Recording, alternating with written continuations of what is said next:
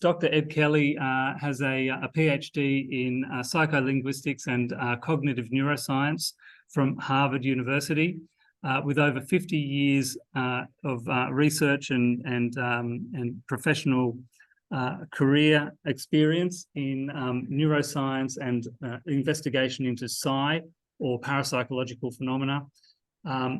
Ed Kelly is a research professor currently at the Division of Perceptual Studies at the University of Virginia for the last 20 years. He's been the Myers Memorial Medal recipient back in 2020 and the lead or co-author of 9 academic books, 3 of which are very major publications in the field of parapsychology. And in addition to that, he has dozens of peer-reviewed journal articles. And on top of all that, Ed Kelly is also good friends with John Cleese and a really, really beautiful guy. Please welcome Ed Kelly today.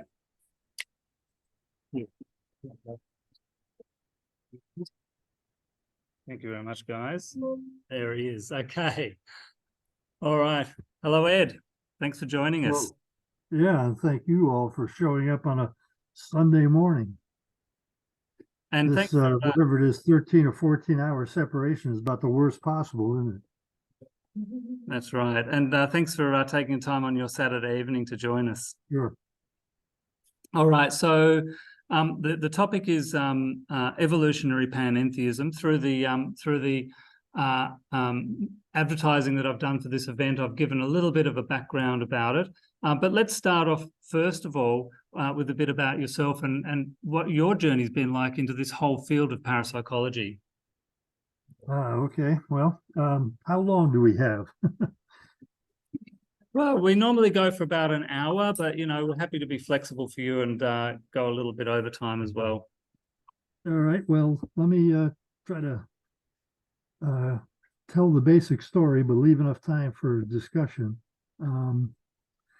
And what I want to do is explain sort of how I got from where I started to this evolutionary panentheism business, which will require some explanation later on. So to begin at the beginning of my journey anyhow, I arrived in graduate school. This was 1963, believing what is really the most widely held science-based story about the nature of the world that we live in. That is, it's a doctrine called physicalism, used to be called materialism. This is a modern sort of philosophical, purified descendant of the old style materialism. But that basic story, which we've all been told since we were little kids in school, is that reality consists at bottom of little bits of some kind of solid, self-existent stuff moving around under the influence of fields of force in accordance with mathematical laws, and everything else that we experience has to come somehow from that. That includes, in particular, mind and consciousness, our ability to experience the world. So the body is conceived as a gigantically complicated biological machine. And if this picture is true, then when we die, there is no possibility of anything continuing. It's just lights out, full stop. Now, I didn't arrive at that by any sort of deep philosophical reflection in light of the literature of the subject. It was just kind of part of the atmosphere in graduate school, and you just absorbed it as like a kind of osmosis or something of that sort. Never really thought about it, really. And that remained true up until the late part of my work on my dissertation. And I'm going to say a little bit about this because it has bearing on what's happened more recently. The work I was doing, it basically involved trying to get a digital computer to be able to recognize high-frequency word senses, that is, words such as like or mean that have different meanings. They're very common words and they have different meanings. And for purposes of computer-aided content analysis, it would be great if you could distinguish those meanings in context. And the way we did it was we got what at the time was a huge corpus. In modern terms, it's a tiny corpus, but it was about 500,000 words, a big sample of typical social science kind of texts. And we made what's called a concordance, where every occurrence of every word occurs in a gigantic computer printout. It occupied half a room, basically, with all the occurrences of each word together, surrounded by 8 or 10 words of context on either side. So out of that information, we attempted to make a little dictionary for the highest frequency words in English, about 2,000 of them.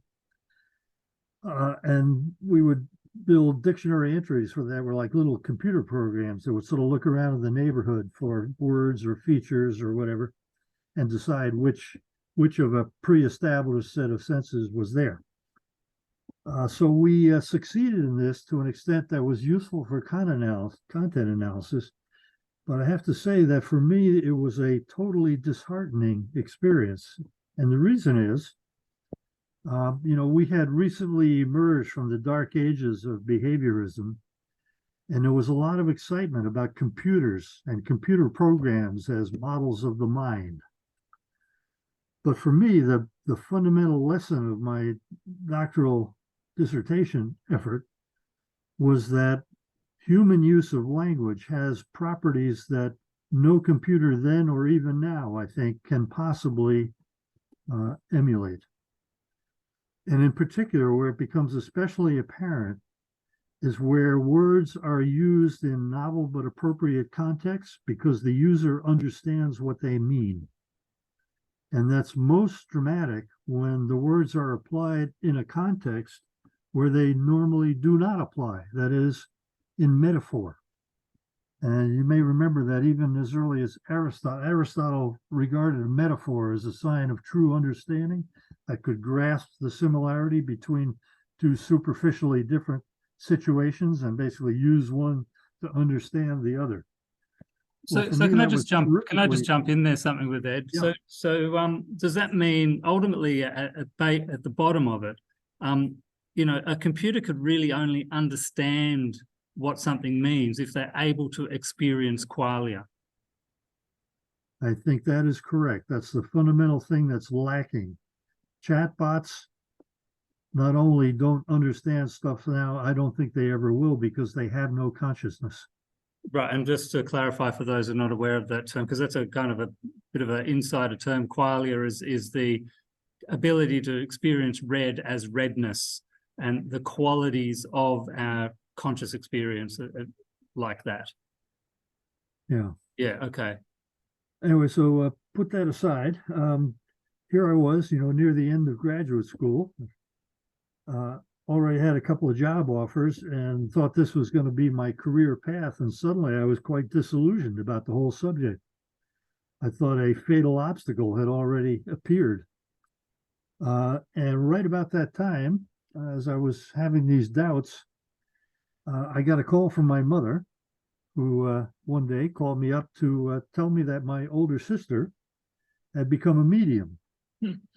Well, this was a big surprise. I had no idea what she was talking about. She obviously had called me because she was kind of worried about this and figured since I was a graduate student in psychology, I'd be able to, tell her. Well, I couldn't. I had to go to the library to find out what this was all about.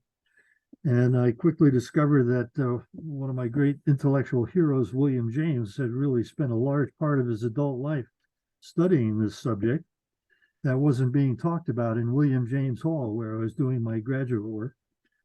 But I also quickly discovered that there was quite a large experimental literature in parapsychology that I had never heard of before.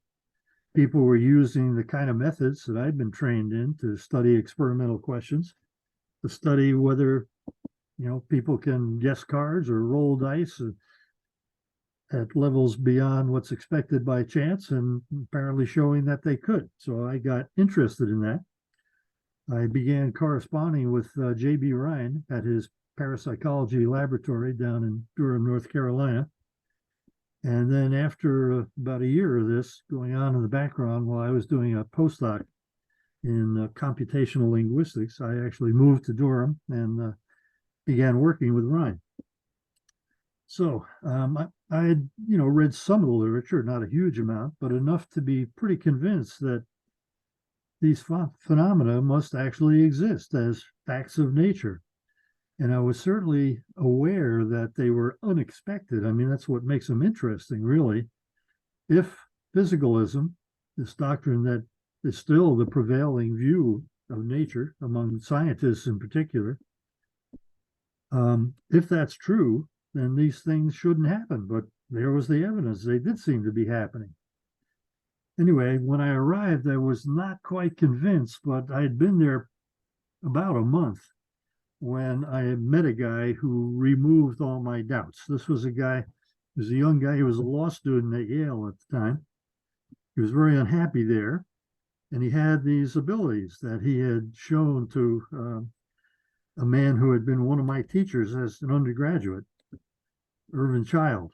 And Irv knew that I was now working with J.B. Ryan, and Irv himself had developed an interest in parapsychology. So he arranged for this guy to come down to Ryan's lab, which he did. Anyway, the very first day that he came in, we had a meeting in the library of the Ryan lab. It was very informal. And sitting on the desk was a device that had been built by a man named Helmut Schmidt. He was a physicist who had worked at Boeing for many years, but had become interested in parapsychology. He developed this device, which was a sort of a new testing machine being used in a bunch of experiments. And on the strength of that, he had been appointed by Ryan as the director of research for the lab. Anyways, this contraption is a little box about as not even the size of a laptop, and it mainly has on it 4 colored lights and 4 correspondingly colored buttons. And the idea is that the subject is to push button corresponding to a target that will be selected by the device. And actually, the target selection occurs after the subject presses a button, and it does it in a very complicated way that should make it an ideally random contraption. Specifically, it's got a little switch spinning around at about 5 megahertz inside the box. And when the subject pushes the button, the circuitry changes such that it will stop at the arrival of a radioactive particle from the source inside the machine, radioactive source. So it's about as randomized as you can possibly get. Yeah, and Helmut had shown laboriously that this thing, behaves as expected statistically in the absence of subjects, and he had found 2 people who could do slightly better or slightly worse than chance repeatedly, systematically, a couple of percent. They could be instructed to score above chance and do that a little bit, and they could also be instructed, interestingly enough, to score below chance and do that. That's something to think about if you're curious about these things. That's a quite different situation. Anyway, in comes this person, sits down, he starts to tell us his life story. He asked about the box immediately, what's that? And when told, he began making a response every so often. And by the end of the hour, he had 180 hits and 508 trials, which is over 35%. Helmut had never seen anything remotely that good before. So it's an improvement from 25% to 35%. Yeah. That's right. Massive. And when you work the numbers, that something that good or better would happen, the probability of something that good or better is about 1 in 10 million. Is this guy BD that you talked about earlier this year with me? Yes. What's his name? BD. Hmm? What's his name? Bill Delmore. Bill Delmore. Delmore. Delmore. And you saw him again this year, right? Yeah, we'll get back to that in a minute. We'll get back to that. Okay, cool. Yeah. Anyway, he did a bunch of things. He actually lived in my house for 6 weeks, which was one of the most disorienting experiences of my entire life, I have to say. Exhilarating, but disorienting, because like most newly minted PhDs, I thought I knew pretty well what was possible and what wasn't. And he basically showed me that I didn't know nearly as much as I imagined I did. So it was very useful from that point of view. We published a paper about the various things that he did. He could do anything we asked him to do, essentially. And on the strength of that, I took him back up to Harvard and sat him down in front of a bunch of faculty members in hopes of getting a grant from what was called the Hodgson Fund. This goes back to the time of William James. And Richard Hodgson was an Australian lawyer, worked for the Society for Psycho Research and the American Society. He was the main investigator of Mrs. Piper, who some of you may know was William James's one white crow, who proved to him that paranormal knowledge really exists as a fact of nature. And James was absolutely clear about that from that time till the day of his death, contrary to what a lot of people have said about him. Anyway, so we hoped to get some money for Bill, and we did. We got an $8,000 grant, on the strength of which he took a leave of absence from law school, came back down to Durham, and we worked for him for almost a year, doing a lot more experiments. I won't go into the details of them, but this was a very successful period. And one of the main things that happened was it convinced me that it would be useful to pursue a kind of biologically based approach to the study of psi phenomena. In particular, we are able to prove that the main vehicle for Bill's success in these ESP tasks was mental imagery occurring just prior to his responses. And that launched us on this path toward developing neuroimaging capacities that would allow us to study what was going on in his brain just before he made a response, to see if we could find something that predicts success. And returning to what Russ said just a minute ago, we've aspired to do that kind of work with him. We couldn't do it at the time. The facilities weren't really up to it, and we ran out of cash anyhow. But we've recently, after 50 years, believe it or not, got him back into the laboratory, in a new laboratory that we have now at UVA. And he succeeded at a novel task, and we got lots of good EEG to go with it. So sometime in the next year or so, we should be able to publish a report about that. But let me get back to the... Was there anything about that that has immediately jumped out at you, or are you still analyzing the data? Analysis remains to be done. The one thing we know for sure is it's got a very unusual EEG. It's tiny. It's the smallest human EEG I've ever seen. Right. Measured in single-digit microvolts. Right. So okay. So then that kind of connects to the point that when people are on psychedelics, even though there seems to be so much going on, there's actually a lot lower brain activity. So it kind of hits to an idea that he's tapping into a higher. He's not actually connecting so much to the brain physically, but actually beyond the brain. Is that sort of where it's headed? Well, yeah, that's the kind of picture that we've arrived at. So yeah, right. Get on with that. Yeah. I should say right away that I was interested in these phenomena basically because they seem to challenge our basic picture. But I would have to say that I really expected that some relatively minor adjustment someplace would, take care of the problem, or at least hoped that it would go that way, that the physicalist picture was basically pretty much on target, but just needed a little adjustment to make it more complete. And I think most of the people who come into parapsychology from the scientific direction share that hope initially. And the story of the rest of my career is basically how I gradually became less and less confident that that's the way to go, and have moved more and more toward what amounts to essentially the opposite of the view that I started with. And just to indicate what that means, this physicalist picture is basically a monism.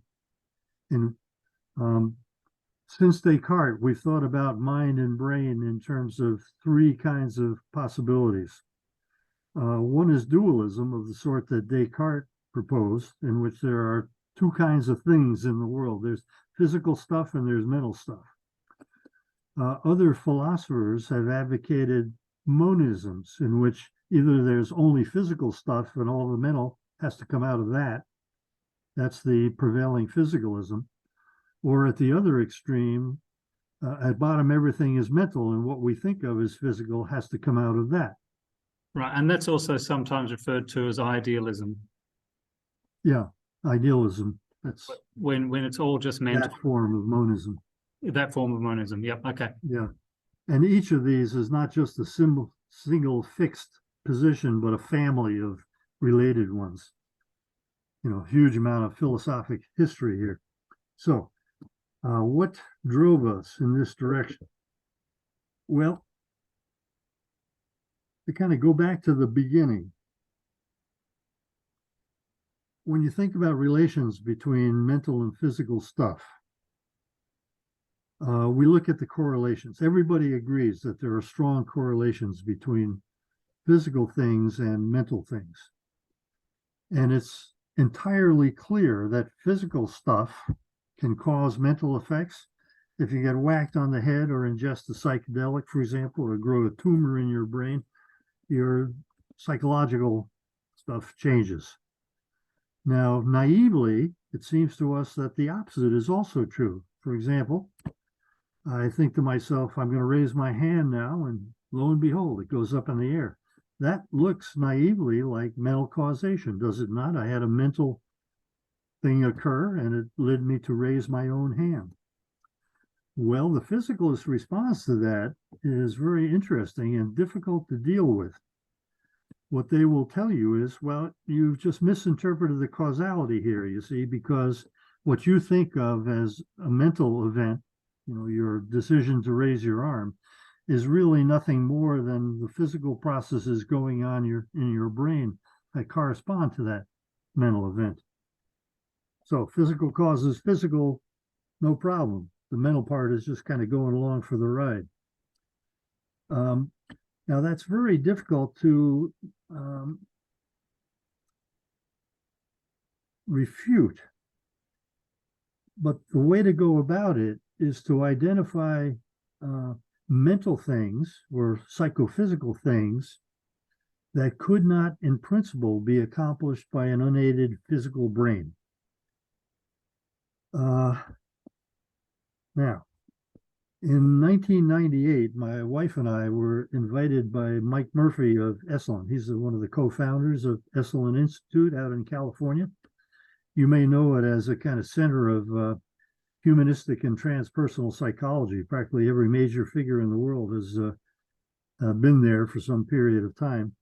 Mike is a real intellectual, and right in the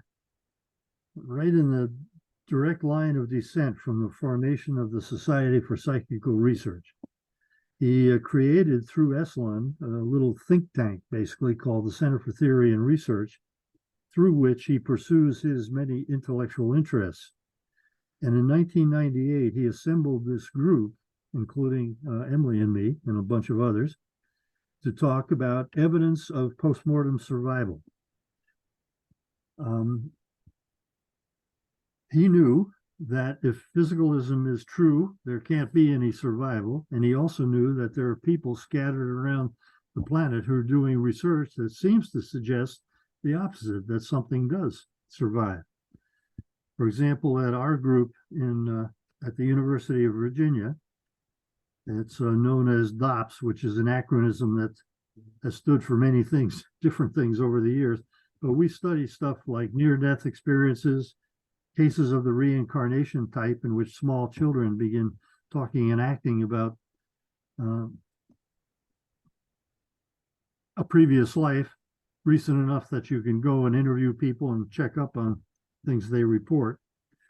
They also have done experimental parapsychology in the past, field studies of mediums, apparitions, and that sort of stuff. Anyway, Mike knew about this, and so he convened this group to present and discuss some of the main evidence for survival. Let me just say before I go on that Not many people know about this, but there is actually a very large body of relevant evidence. It's probably on the order of 200,000 or 300,000 pages worth of serious scientific reports by capable persons suggesting that something may in fact survive bodily death. Anyway, we met once a year for about a week out at Esalen, this fantastic physical place on a cliff overlooking the Pacific Ocean in Big Sur, California. Week-long meetings with typically 20 plus or minus a few people. And the first few meetings, different people presented different aspects of the evidence. It became evident by the end of the second year that we all agreed that there is serious evidence for survival that can't be dismissed out of hand, as many people, many scientists in particular, would, not knowing about it. And more generally, that we were all opposed to the prevailing physicalism. And we basically formulated a different project, which is to try and assemble in one place a lot of the evidence against physicalism, evidence of the type I indicated. So at the top of the list certainly is all the various kinds of evidence for what we call psi phenomena, meaning all the things you've heard about under terms like ESP, extrasensory perception, and psychokinesis, mind over matter, the different forms of ESP, including precognition, clairvoyance, telepathy. On that front, let me add that there's something like 2,000 or 3,000 published experimental studies of ESP in refereed journals using mostly conventional methods, and that nobody should feel comfortable making pronouncements about the reality of the phenomena who hasn't made a serious attempt to learn something about that literature.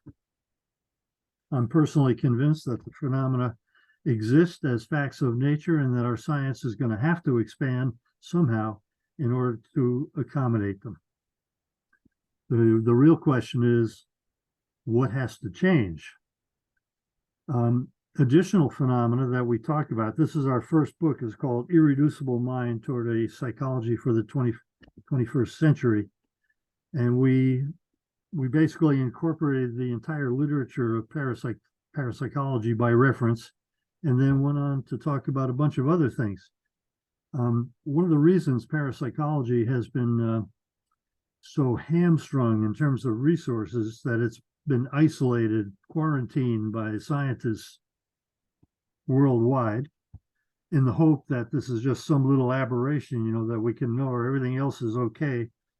But in fact, it's not okay. And so Irreducible Mind covers a variety of other phenomena that we think also pose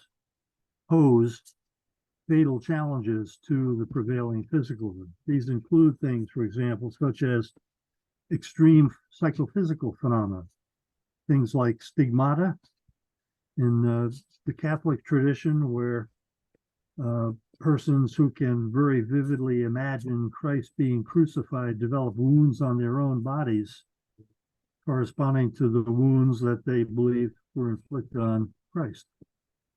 Same is true for some hypnotic adepts who, for example, can raise blisters when being touched by a cold poker that they were told was hot. And it can even be that the end of the poker is in the shape of a star, and the blister that forms mimics the shape of the star.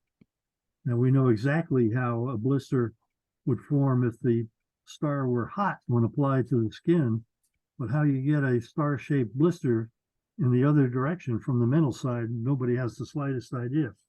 There are a bunch of related phenomena.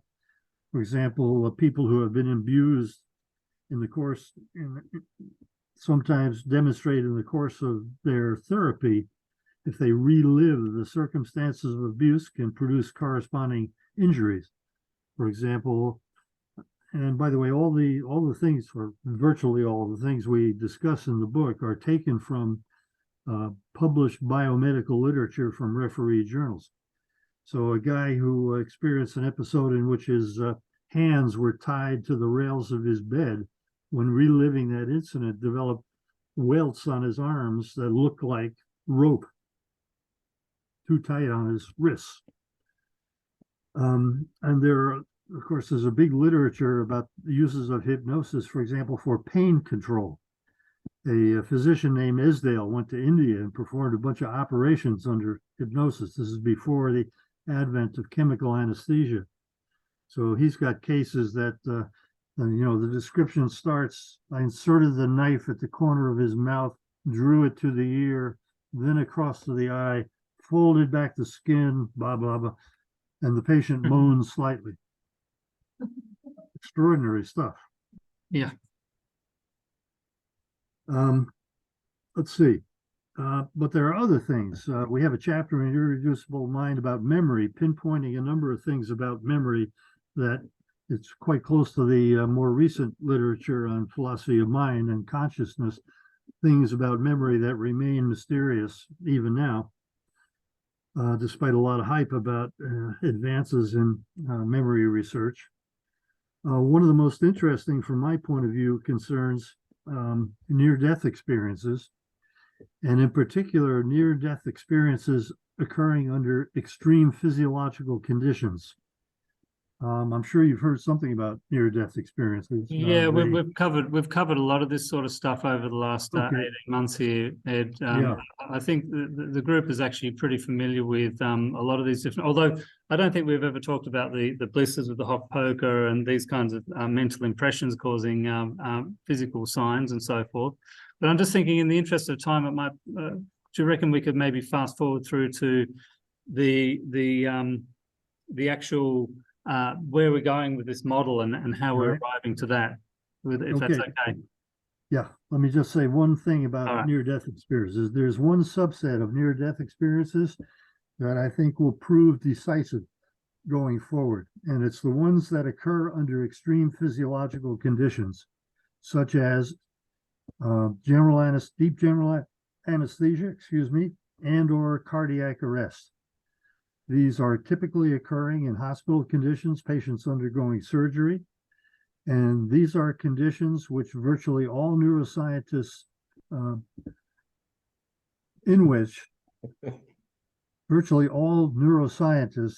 certainly all the ones I know, other than people like us, believe that the possibility of consciousness has been eliminated. All the theories, the main contending theories of consciousness that exist today, all believe that it arises somehow in connection with complicated, large-scale neural activity coordinated over big areas of the cortex. And that is basically gone under these circumstances. And yet people are not only reporting experiences, but the most important and transformative experiences of their entire lives. They're essentially mystical experiences occurring under suboptimal conditions where you almost die in order to have the experience. Well, so keep an eye on those. They're going to be more and more, because we're getting better and better at retrieving people from the borderland of death.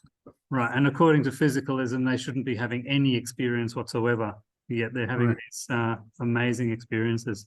Okay, so just now I've finished rereading your chapter from Beyond Physicalism through the course of this week, and it occurs to me that it seems that what we're doing here really is looking at a range of different fields of expertise and specialization, going from quantum physics and psychology and neuroscience and anthropology and religion and philosophy and whatever fields of expertise we can bring together, and then looking at a whole lot of different ways that we can come up with new models for explaining the existence of these phenomena, right?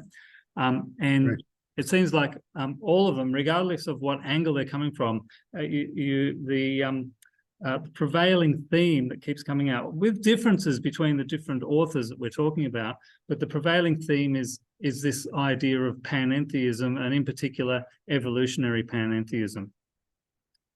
Right. So can you talk to us a little bit about that? Yeah. So we think Irreducible Mind basically established that physicalism is not up to the job. So the question then becomes, what is going to replace it? As with irreducible mind, we milled around for a few years trying to get to the base of the mountain, so to speak, and figure out how to climb up. Mhm. And we assembled this diverse group that Russ indicated. We were somewhat limited by the people that we knew all through Esalen. And we chose to focus on previously existing advocated positions. These were from mystically informed religious philosophies, Western philosophy of relatively recent times, and physics, leading edge physics, all of which the main common ingredient was that we wanted to deal with people and systems that took the possible reality of the phenomena for granted and sought to advance a position that could potentially explain them. So we had several of each type in Beyond Physicalism, the first book on this subject. And in the last part of the book, I first kind of surveyed all of these together and tried to draw out what they seem to point to, arriving at this conclusion about evolutionary panentheism, and I'll get back to that in a moment. And then Mike Murphy himself actually wrote a brief essay on evolutionary panentheism, describing its history and its basic contentions and that sort of thing. All right, so I think we just need to start out with what do we mean by evolutionary panentheism? I don't think a lot of people here know what that is. Yeah. The basic drift of all the positions that we surveyed was towards some kind of an idealism, that is, a monism of the idealist type, in which reality is at bottom fundamentally mental in some way, but of a kind that would also be realist, as opposed to, say, Bishop Berkeley as the typical exponent of what's called a subjective idealism. We're straining toward a form of idealism that would just contain a different way of accounting for the regularities of experience that so far we've tried to explain in physicalist terms.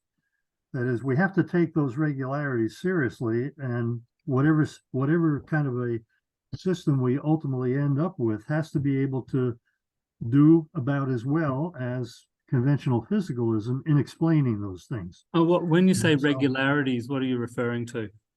Well, all the kind of stuff, we share what seems to be a kind of common world. If we're sitting in the same place, we see the same physical objects, all that kind of stuff. Yeah. And we've taken centuries to develop this physicalist worldview, the kind of physicalism, I should have said this earlier, the kind of physicalism that undergirds this science-based worldview is really late 19th century physics.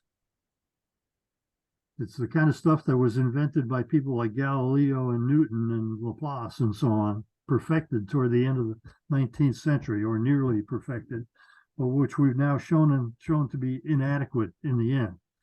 Now, one of the things that's happened is that whereas parapsychologists used to be kind of out on their own, in this kind of quarantined manner, science itself and philosophy have evolved in directions that point in the same direction. So, for example, modern philosophy of mind is gradually, maybe now even rapidly, accepting that physicalism is unsustainable. And particularly that discussion really revolves around what Russ referred to earlier, this problem of qualia, the hard problem, as characterized by David Chalmers, philosopher from NYU and Australia. Right, and this is a key question that I've been burning to ask you as well, because you do keep referring to the fact that physicalism is based on the classical physical worldview that was that predated quantum and relativity. Yeah. Is that necessarily the case simply because when you bring quantum into it, it ignites questions, and it forces you to confront the reality of consciousness. You can't ignore consciousness anymore once you bring quantum into the picture. Is that the reason why pure physicalism must necessarily go together with classical physics? Well, let's put it this way. The other major modern development, of course, is this revolution in physics itself, including both quantum theory and relativity, which themselves have undermined this kind of classical physicalism. Yeah. But the kinds of stuff that they talk about are sort of too remote from everyday experience for most of us to quite take seriously. You know, either too big, too slow, too small, too fast, that kind of stuff.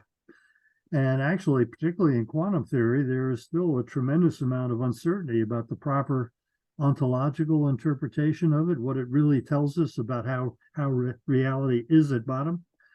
And some quantum theorists, in particular, many of the founders, were very much like you said, Russ, in terms of thinking that this pointed to the importance of consciousness as being at the root of everything.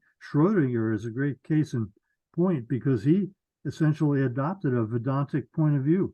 In his book, which one is it? What is reality, or something like that? He comes right out and says he accepts that picture as that there can only be one consciousness at the bottom of everything. And that's the Brahman and Atman story of Vedanta, which is essentially what we're getting to in our own quite different way. So the basic point here is that the kind of research-based psychological and biological research-based view that we've developed is also intersecting with developments in philosophy of mind and frontiers of physics. All of these things are coming together now to point to the need for some kind of a fundamental change in our basic science-based picture of the world. That will, I feel confident, take consciousness as far more important. Actually, our colleague Henry Stapp, a very prominent quantum theorist, regards many of the interpretations of quantum theory as attempts to avoid coming to grips with the problem of consciousness. The many worlds thing, for example, is metaphysically preposterous. It says that, the universe is dividing billions of times a second, and all these universes actually exist. Every possible outcome of a quantum superposition actually happens somewhere, and it just expands exponentially like that. Seems crazy. Metaphysically, what? I'm looking for a word here. Anyway. I've never been able to understand how anyone could take these ideas seriously. Yeah.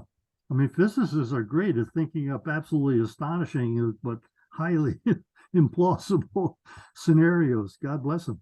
All right, but I think we still didn't get quite a definition of evolutionary panentheism. I'm just about to get there. Let's get into it.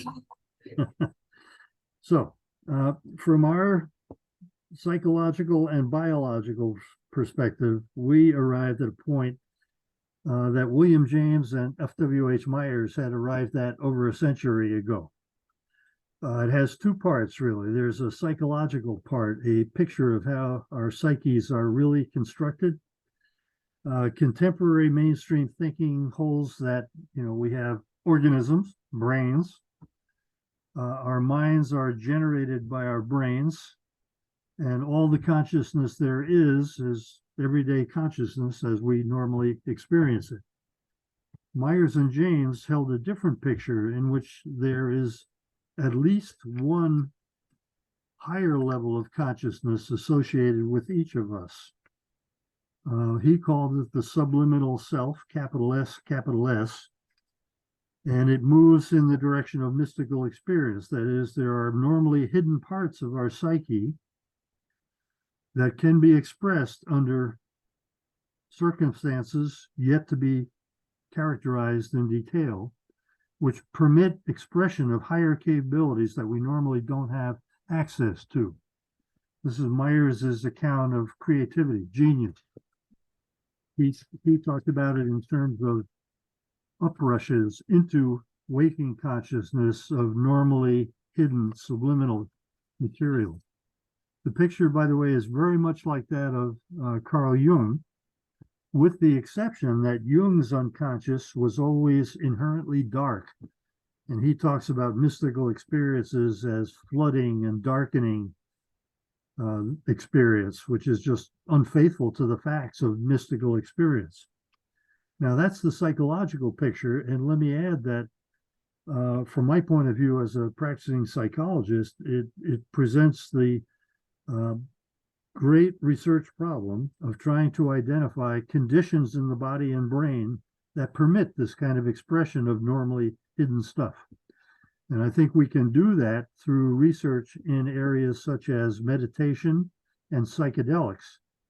I mean, it's now known for sure that psychedelics can, under proper circumstances, produce genuine mystical experiences. And everything we know about the subject inclines me to think that psi should come along for the ride if we can do that. Now, that's the psychological part. The associated philosophical part, which I view as developed primarily by William James in his last great work, A Pluralistic Universe. James, in varieties of religious experience, explicitly uses Myers's model of the psyche to account for a wide range of religious phenomena. And at the end of that book, he kind of advertises where he's going to go with this. He's going to elaborate it into a more philosophical conception. And that's what he does in A Pluralistic Universe.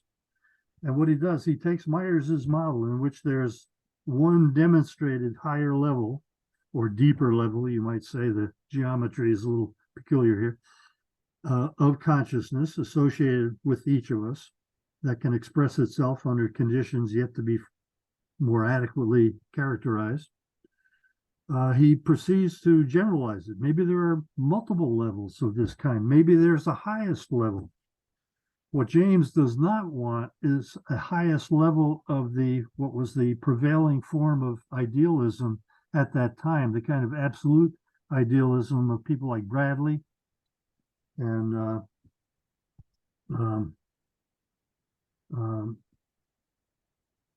several of James's own colleagues and lots of German metaphysicians. You know, this same kind of picture was posited by people like Fichte and Hegel and Schelling in Germany, elaborated by Schopenhauer. A lot of these guys feed into Jung's thinking.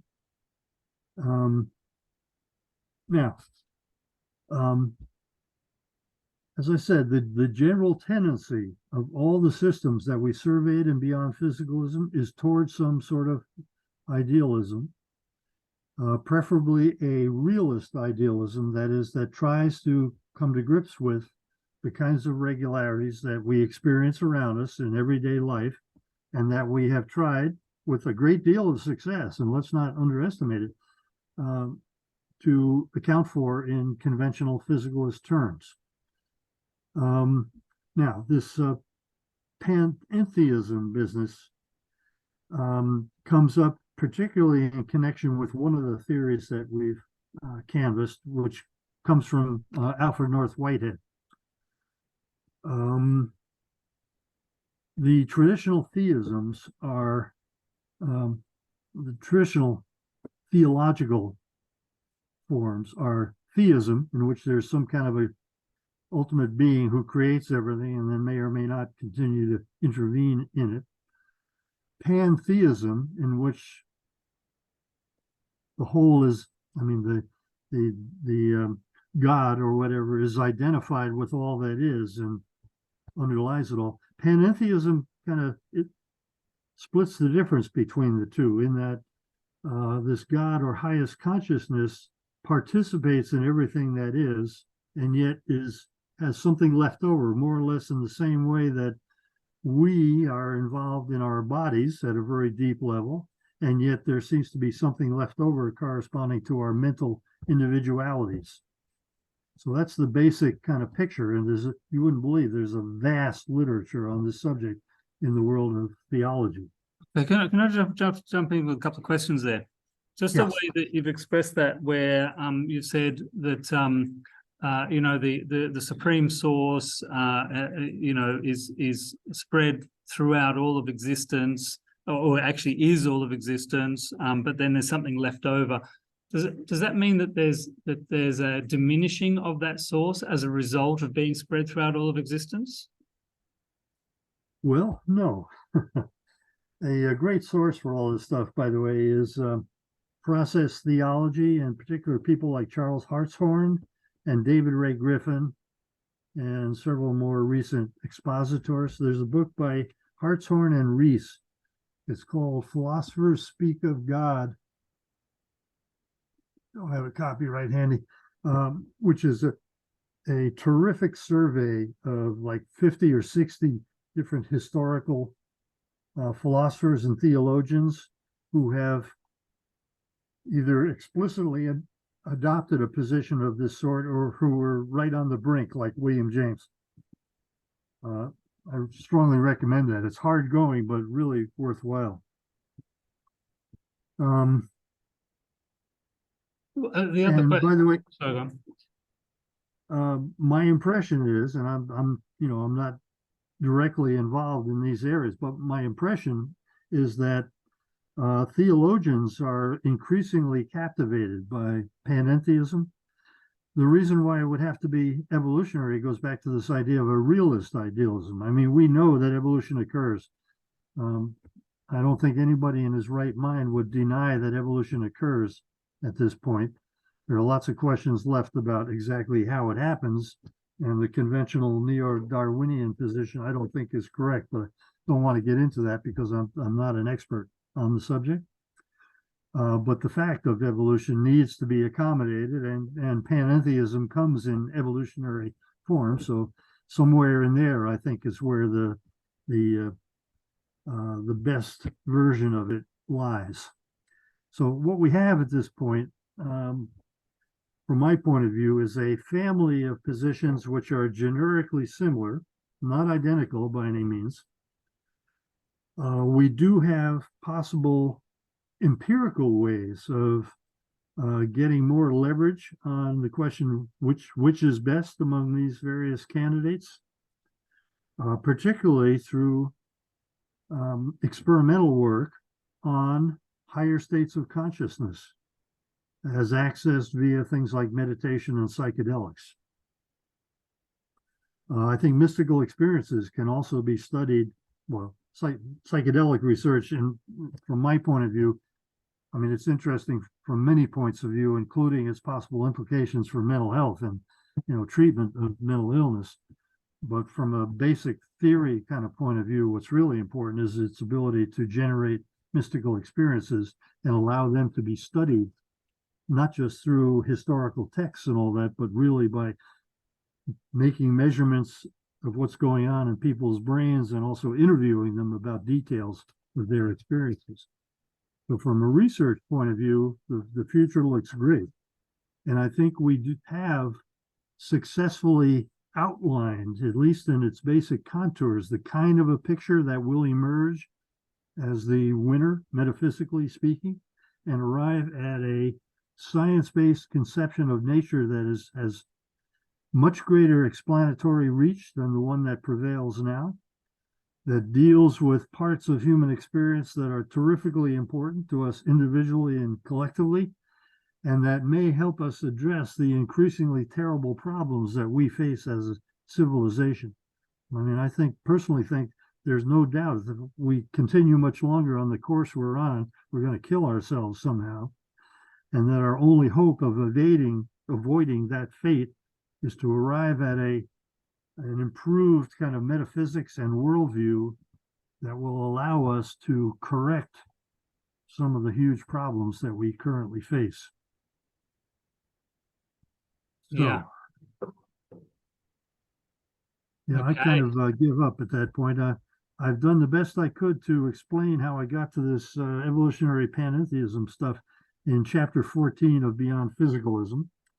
The book we produced more recently, Consciousness Unbound, actually carries forward aspects of both of the previous books. We have state of the science chapters in there on cases of the reincarnation type, near-death experiences, and precognition, where, by the way, precognition is a real theoretical kind of watershed. A lot of theories collapse if true precognition really occurs. Long story there, but that's the case. And we can certainly do more penetrating studies of precognition. Then we have 5 additional modern theories that try to move in the direction I've indicated. A couple of these are of particular interest, by the way. One is by a man named Federico Fagin, who's one of the great pioneers of the microelectronics industry in the US and worldwide. He designed and built several of the early microprocessors. Turns out he was also starting to have mystical experiences spontaneously about 30 years ago that convinced him more or less immediately that the physics he had been taught had left something out that is extremely important to us human beings and need to be brought back in somehow. So he's now semi-retired, writing books at a tremendous rate, and has created a foundation for the study of consciousness. Another such person is Bernardo Kastrup, Kastrup. It's worth looking him up on the web. He's got a big website with a ton of his own stuff. He also runs a thing called Essentia Foundation, which publishes lots of talks and books and stuff. He's recently published an article I sent him, which tries to bring Harold Atmanspacher, what a great name, huh, for a physicist and writer about cosmological things. He's a big fan of Jung, and he has a book on what he calls dual aspect monism and the deep structure of meaning, which he regards as an alternative. He was one of the authors in Beyond Physicalism, as this kind of variant. And in my paper, I attempt to show why he should rejoin the majority of our Beyond Physicalism authors in a realist, idealist direction. And that's really where Jung himself was going at the end of his life. What else? Oh, yeah. And then we took our first cracks at trying to see the implications of the kind of views that we're developing for various other things. There's a great chapter on consciousness research by David Presti, neurobiologist from Berkeley, and one of the world's experts on psychedelics, neuroscience.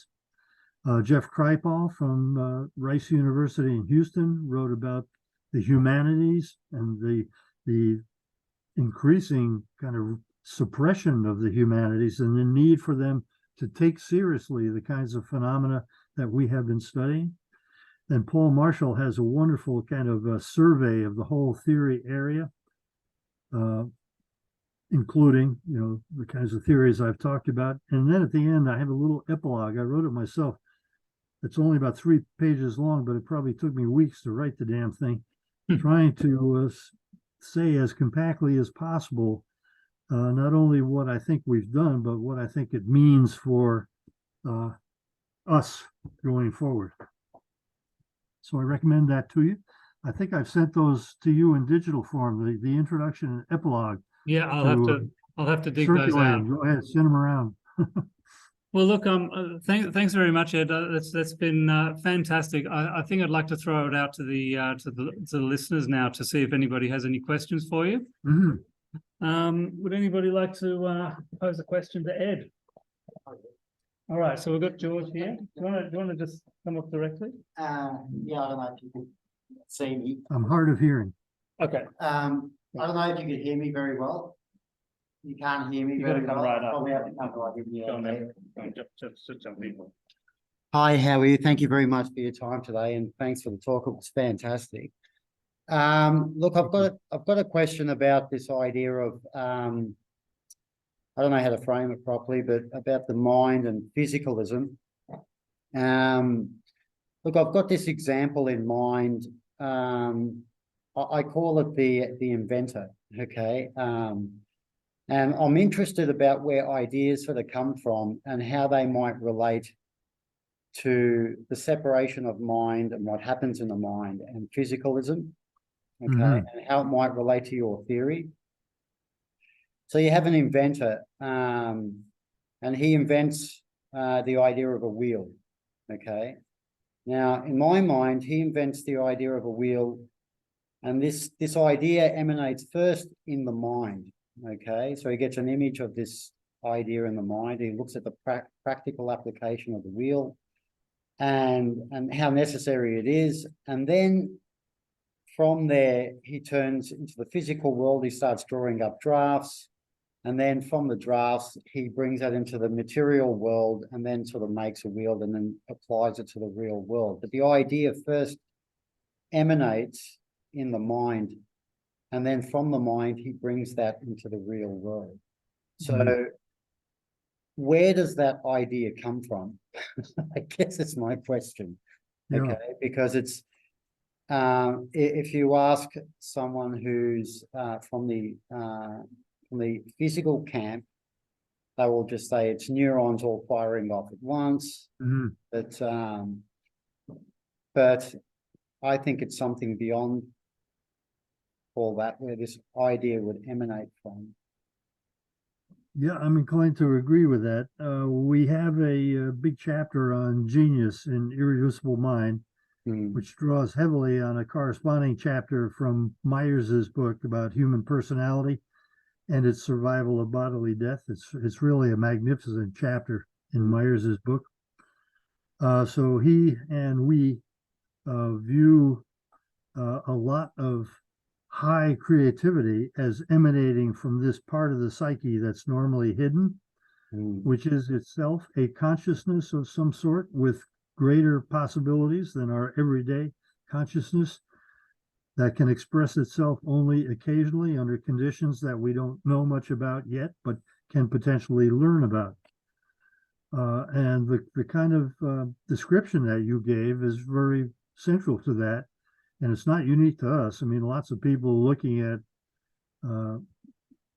great examples of creative genius have arrived at a similar picture, that new ideas, especially the more radical ideas, tend to emerge from some unknown place, typically after a person has worked at something for quite a while, unsuccessfully, and sort of puts it aside. It's like there's an incubation period, following which something emerges. And Myers was very clear about this. Not only is it seemingly automatic, I mean, the conscious person almost seems like a passive recipient of what comes, and the form of what comes is often very different from ordinary kinds of mentation. He described the what he called the incommensurability of this kind of mentation, that it's different in character from what normally goes on. It's often highly symbolic, dense, packed with information that has to be slowly unpacked. And then there's a further stage of the creative process that, takes the new idea and sort of works out all its implications in a conventional way, including, whatever practical applications it may have. That basic picture is all over the place in the creativity literature.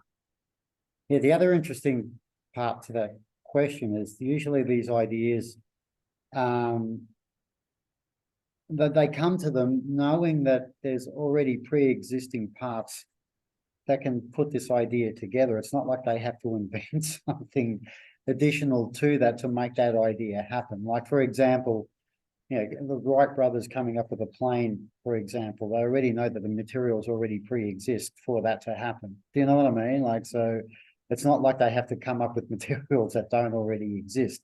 So when this idea comes to them, it comes to them at a time when the materials are already available to them to put the idea together. I find that really fascinating. Well, there are a couple of aspects here.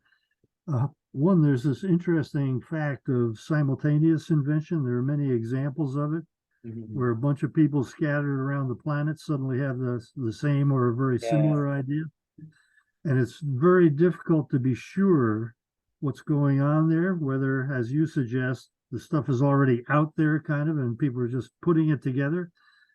Now, this connects also, you see, with the very long tradition of Platonism, for example, in mathematics. Many, probably most pure mathematicians think that in mathematics, people discover things that are already sort of out there in some way within our psyches. Not that they're creating them de novo. Roger Penrose, for example, is a guy who feels very strongly that way, and there are a bunch of other major contemporary mathematicians. Ramanujan, Indian mathematician, this is an unbelievable guy. I mean, he, with the most minimal formal education in mathematics, this guy basically recapitulated most of the history of Western mathematics, inventing whole new branches of mathematics, lots of stuff about prime numbers, all kinds of other things, filled up notebooks with equations that many of them came to him in dreams, in which his guru from back home in India would come and visit him in a dream, dip her finger in a bucket of blood and write an equation on a whiteboard. And he would, watch this in his dream, get up immediately afterwards and transcribe it into his notebooks, that kind of stuff. This is vintage Myers-like example of genius. And by the way, Hardy, who was Ramanujan's mentor in England, Hardy was the kind of apotheosis of proof. That's all he really cared about, was rigorous mathematical proof. And Ramanujan was kind of the apotheosis of intuition, which is kind of foreign to Hardy. But Hardy invented a scale of raw mathematical capacity on which he was about a 20. Hilbert, the greatest mathematician of the 19th century, was a 50, and Ramanujan stood all by himself at 100. So there you have it. Myers' subliminal self on a gigantic scale. It's a great story. Look at him. Oh, and there's a movie about him, which is also very good. Oh yeah, I've seen that. It's excellent. Thanks for that, Ed. I think we may have some more questions here in the audience. Anybody like to jump in with something over here? Yeah, Cassidy. Sorry. I'll just shout it out now. So it sounds like, can you hear me? You can't. And here, That's right. Just tell me and I'll. It sounds like this is something that we went through, but when he says the implications for a global adoption of this sort of philosophy, I sort of intuitively I can love that because it's something that I experience in my own life, but I want to know how that could be impactful in what the main sounds. Okay, excellent. All right. So Cassidy it would like to know with the model of let's say this is actually one of my questions as well. So let's say, for example, that this new concept of reality becomes widely adopted around the world. What kind of impacts will it have for humanity, and in what kind of spheres will it have those impacts? yeah, well, that's a great question, and I can't pretend to know the answer. I mean, a lot of people have argued that physicalism lies at the source of many of our problems. I mean, we all know what's going on. We have this materialistic, consumption-oriented, self-aggrandizing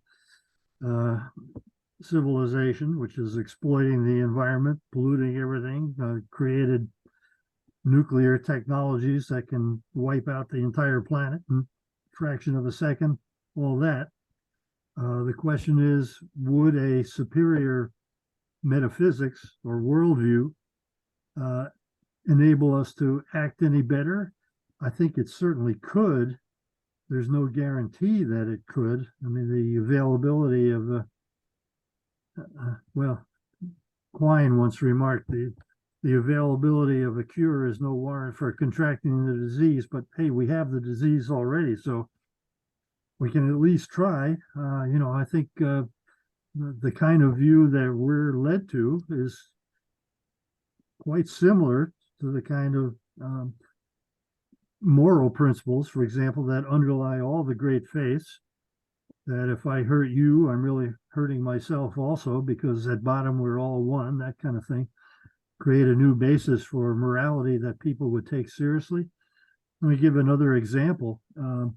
Right now in the US, we spend an absolutely astonishing amount of money on keeping people alive for the last few hours, days, or maybe weeks of life under terrible conditions.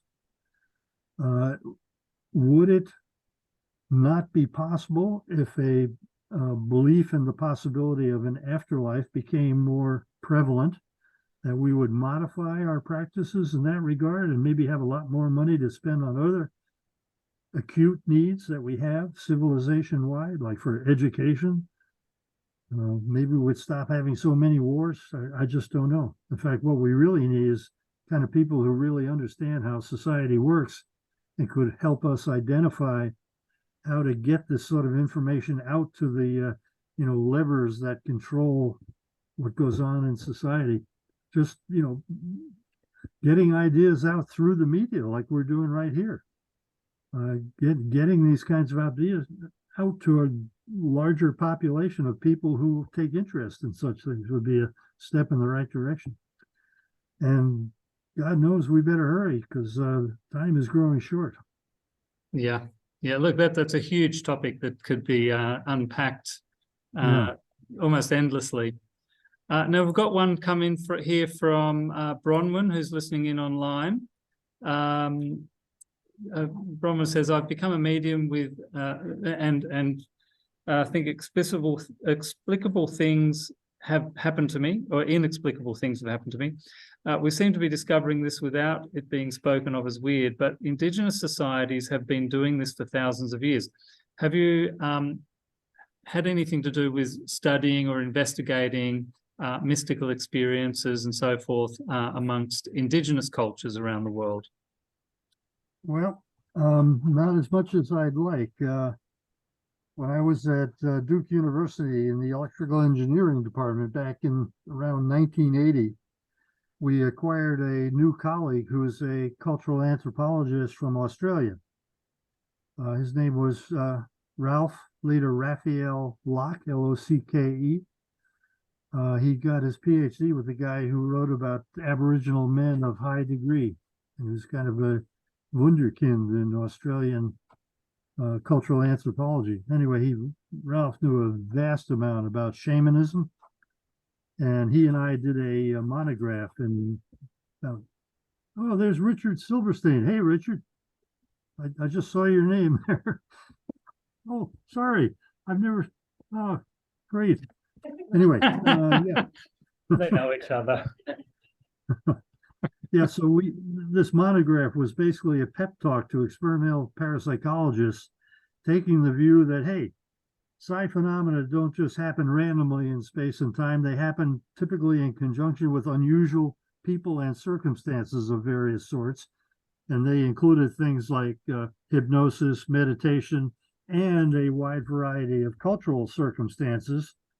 Lots of different pre-literate peoples have developed ways of altering consciousness in directions that they clearly think are psi-conducive. I mean, the whole point is to acquire abilities or express abilities that allow you to do useful things like find game or missing persons, or maybe kill an enemy.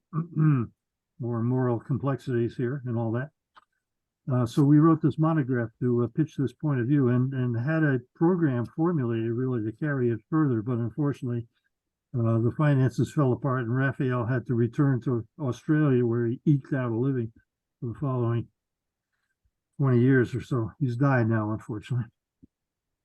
So yes, it's a subject of great interest. Excellent. It's also getting more attention now in connection with psychedelics. Yeah. Because, of course, use of psychedelics is a big part of a lot of these indigenous procedures. And by the way, one of the really interesting things about this stuff is the extremity of the procedures that people have developed, which is a kind of measure of the value they place upon the abilities that result. I mean, they typically involve things like fasting, denial of food, water, sleep, prolonged intense physical activity like chanting, drumming, dancing, blah, blah, you name it. Really extraordinary stuff. Can you hear me, Russ? Can you hear me? Yes, we can all hear you. There's this one thing I want to say that I heard from a shaman, because I spent a little time in the Amazon and muddled around with things. But he said the difference between you and us, meaning he's talking to a white man who is a medical anthropologist, is that you're taught that you're thrown out of the Garden of Eden and you have to spend your life being good to get back into the Garden of Eden at the Golden Gates. And he said, we believe that we are born into the Garden of Eden and it feeds us and shelters us, and where it is our responsibility to look after it for our life. And this is the big difference between where we seem to come from, especially if you've had a religious upbringing, to these to Indigenous people. It's a natural way of being.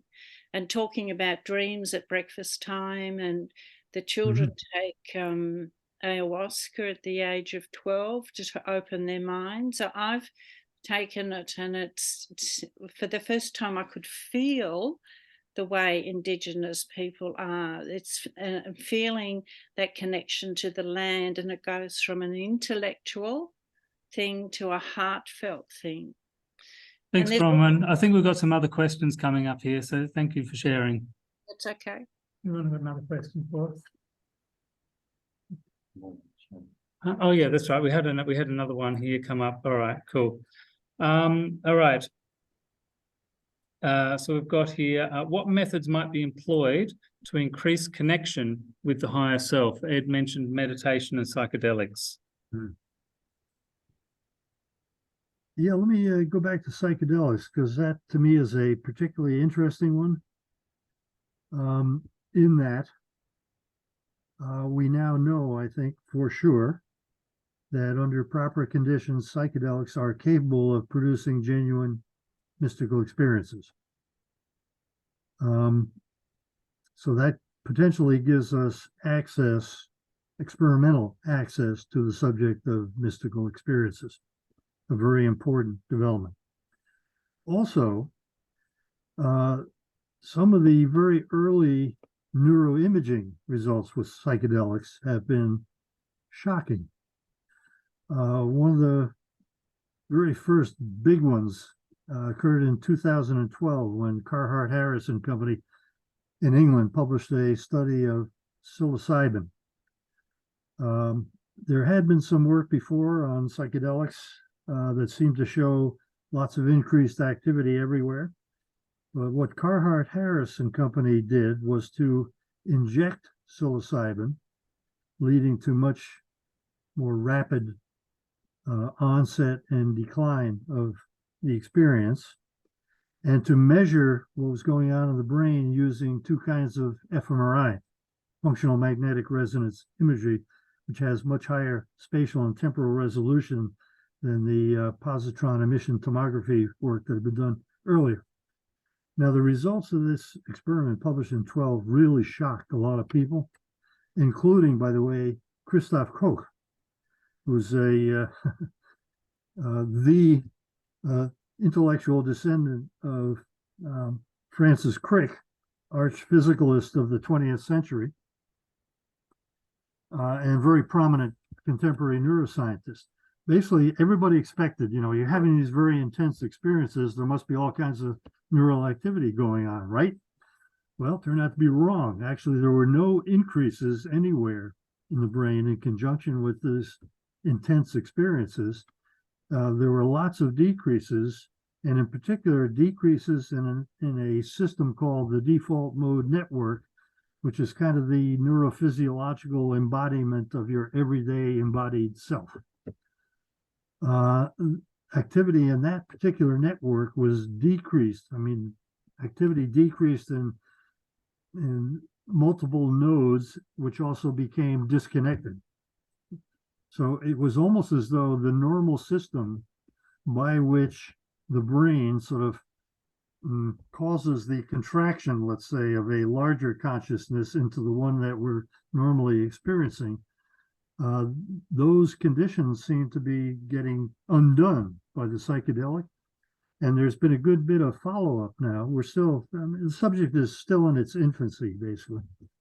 But there's been a lot of additional work confirming that general surprising picture. And we think of that as confirming the kind of Myers-James view that brain activity normally connects us to our experience of this outside world.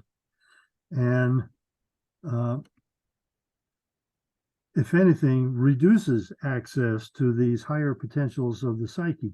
And that by learning how to reproduce that sort of undoing, whether through meditation or psychedelics or something else, maybe some novel kind of brain stimulation could turn on good areas and turn down bad ones. There's plenty to learn here. A lot of research will be done on it, I'm sure. And this might be the ultimate answer to one of the earlier questions that, and I'm not the first person to say this, providing better access to mystical experiences has the potential to transform society itself in good ways. I mean, a good case in point here is near-death experiences. I mean, these happen naturally. There are lots of people who have no expectations whatsoever about anything like a mystical experience, and yet it is very common in these cases for people to be changed dramatically by these very brief but intense experiences. Bruce Grayson, by the way, is especially good about this. I mean, he's a psychiatrist, has spent his life, working diligently over weeks and months to help people make tiny adjustments in their ways of being. And he's real clear about the fact that far greater accomplishments therapeutically occur spontaneously to people who have these kinds of experience. It was also advocated by Walter Stace back in 1960. He saw that mystical experiences don't always, tend to have these kind of positively transformative effects on the people who experience them. So if we could somehow not only talk about them, but make them more generally available to people, that might have some real positive impact on the situation. Well, people can experience that through psychedelics as well to a large extent, wouldn't you think? Yeah. Yes. All right. So I suppose we're going to have to wrap up fairly soon. It's fascinating to discuss all of these things with you, Ed, but I'll just see if there's any final questions from our audience. Anybody got any more burning questions? No? Oh, yes, we have one here. Is Ed familiar with remote viewing and what might implications be for? That's a huge subject. All right. Okay. Are you familiar with remote viewing and what are the implications in relation to the model of in relation to the nature of reality? Yeah. Okay. Well, that's one of the forms of psi, the generic term that we use for all of these things. It's typically a kind of clairvoyance, may sometimes have a precognitive aspect.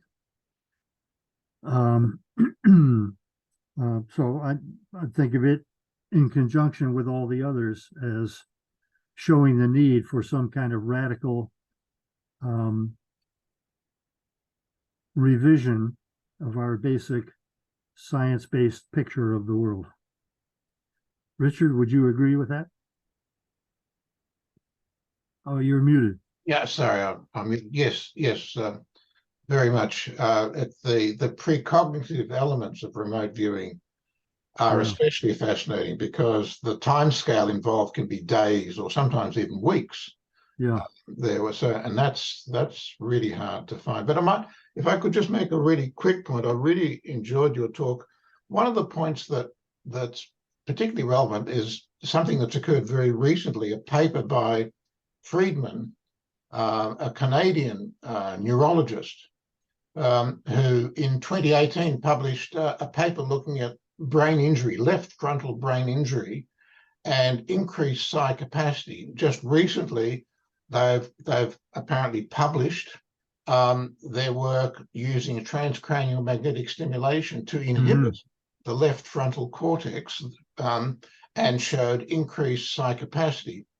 And I've been waiting for this paper. Apparently, it's just come out in cerebral cortex, or a preprint, I should say. But what is fascinating is the relationship to creativity, because that left frontal region, inferior frontal cortex, and I published something about this a few years ago, is a major node in the creativity network. And it's the node which actually judges whether an idea created by other networks unconsciously is good enough to enter consciousness. Now, if that node is overactive, what you find is you dry up in terms of creativity. It's the major inhibitor, and that seems to be and that also seems to be the networks associated with the inhibition of some of the psychopathologies, the filter function. So my suspicion is that filter network is actually occurs across multiple scales at the thalamic level, but also at the cortical level. And I think the left frontal cortex, which is associated with judging and inhibiting creativity in some ways, is also the network associated with filtering out so that we are not aware of it as much of psychopathologies. So that's just linking creativity, the filter, along with your talks. But thank you very much, Ed. It's great seeing you again. Yeah, thank you. Yeah, that paper just appeared on PDL today. Yeah, I haven't seen it. I'd seen his earlier stuff. Very interested in it. Yeah. And David Presley and I made a similar kind of a prediction, basically. In chapter 4 of Beyond Physicalism, we talked about creativity, psi, and so on, the possible neurophysiological correlates of it, and aimed at the default mode network, and particularly that medial prefrontal area. Very interesting stuff. Yeah. Thank you. All right. Well, I've got one final question for you, Ed, unless there's anybody else that wants to jump in. All right, I've got one final question. Given that in the model of panentheism, which is a form of idealism, what is this stuff we call matter, and how does it arise? It's not these self-existent bits of particles that join together. What is it, and where does it come from? Well, I'm reluctant to say very much about this, not being a physicist, but people like Federico Fagin are essentially attempting to ground the whole system of the quantum world, the classical world, classical world grounded on the quantum world, which is grounded in turn in the model that they're developing in this kind of universal consciousness. Now, can they actually deliver on that? That remains to be seen, but that's what they're attempting to do. So this is a whole new... Okay, so there's no easy answer to that. It's not a simple answer. No, certainly not. I mean, that will be the ultimate test. Can we do it? Can it be done? I should say I'm also working with a man named Tim Eastman. Tim is an interesting guy. He's a physicist. He's a space plasma physicist. That's his primary occupation. But he's also very philosophically inclined, has a long history of dealings with Whitehead and the whole process philosophy movement. He wrote a book just a couple of years ago, published a book. It's called Untying the Gordian Knot, in which he outlines an expanded conceptual framework drawing upon Whitehead, but also more modern developments both in Whitehead scholarship and also in physics, math, and logic more generally, and in which he specifically aspires. I mean, he says this, he uses irreducible mind to say, okay, here's this book which lays out a bunch of phenomena. Our job is to see if we can explain those things in our terms. And he and I are now working on that. I mean, he comes from the hard science side. I, of course, come from psychology and neuroscience side, there seem to be big gaps between our 2 points of view, but we both believe that the gaps are much smaller than they appear at first sight, and we're trying to work out the details of that. And again, this would be a way of tying the kind of philosophical picture that we're advancing to modern hard science in a more complete and convincing way. So stay tuned on that. So there's another book coming out. Is that what you're saying? Oh, I wouldn't say that, but we've taken the first steps in this direction, and we're thinking about some papers and stuff. Fantastic. There could be a book 4, by the way. I'm talking to Paul Marshall about that. He would be, I passed the baton to him. Okay. He's the guy I know best equipped to carry it forward, because he not only knows a lot of physics, he was a graduate from Cambridge with distinction in physics, then had a mystical experience that altered his life, basically, much like Federico Fagin. Got a PhD in religious studies, emphasizing mysticism, history of mysticism, knows a ton of philosophy. Wonderful character. He's really got all the goods to carry the subject further. Well, maybe we can get him to join us at some Yeah, point. he's in England. Okay. All right. Well, Ed, thank you very much. It's been a real pleasure to have you here. And we've been waiting for you all year, and enjoy the rest of your Saturday evening. Yeah, thank you very much. All right. Glad to Much be here. appreciated. Hope you enjoyed it. Yeah. All right. Bye.